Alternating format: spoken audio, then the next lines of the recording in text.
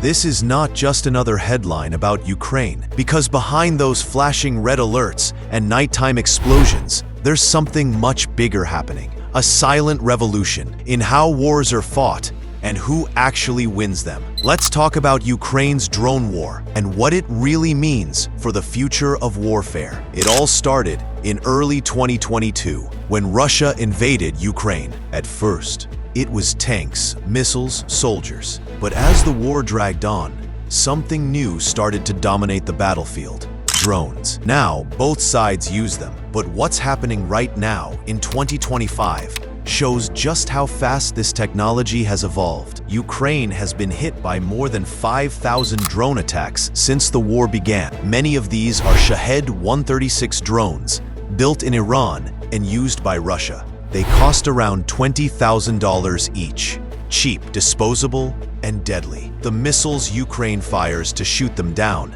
they can cost over $1 million apiece. That's an insane imbalance, and it's reshaping how wars are fought. Russia's strategy is simple: overwhelm Ukraine with swarms of drones. Most are packed with explosives, aimed at energy grids, warehouses, and residential areas. The goal isn't just destruction, it's exhaustion. To drain Ukraine's defenses, one drone at a time, and it's working. In the winter of 2024, drone strikes left millions without power across Kyiv and Odessa. But here's where it gets interesting. Ukraine isn't just defending, it's learning, adapting, and striking back. In 2023, Ukraine launched a massive drone production initiative, aiming to build 1 million drones by the end of 2024. Most of them are locally made, small, cheap, and fast. Some of these drones can now travel up to 800 kilometers, hitting targets deep inside Russian territory, including fuel depots and airfields near Moscow. This is the new phase of the war. Drone versus drone. Machines built in garages, guided by satellite maps, fighting hundreds of miles away, sometimes controlled by soldiers, sometimes by algorithms. And that's the scary part. The line between man and machine is fading.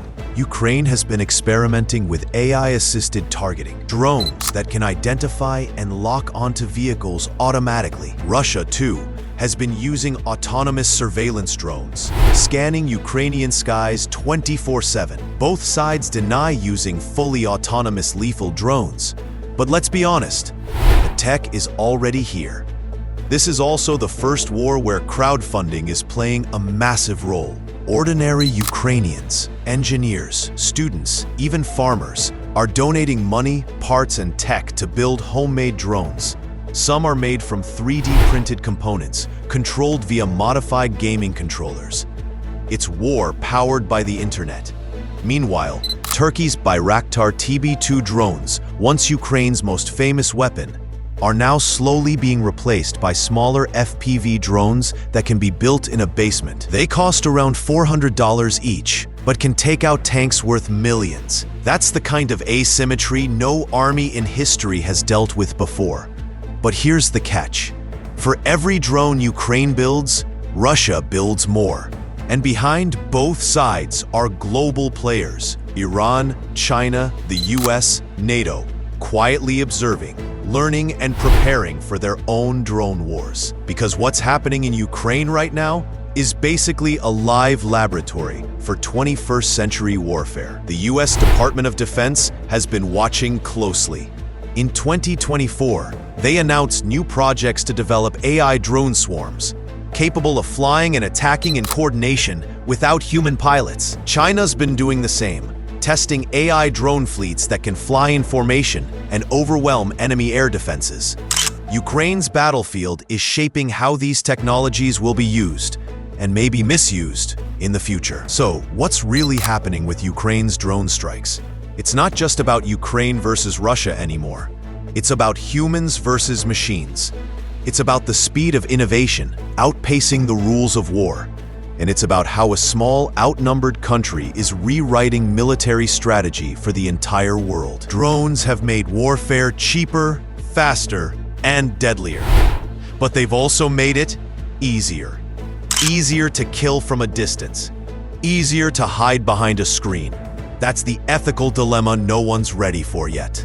So next time you see a clip of a drone strike in Ukraine, remember, it's not just an explosion. It's a glimpse into the future of war. A future where technology, not soldiers, decide who wins. And the truth? That future is already here. What do you think? Are drones making wars safer by reducing human casualties, or more dangerous by taking humans out of the equation? Tell me.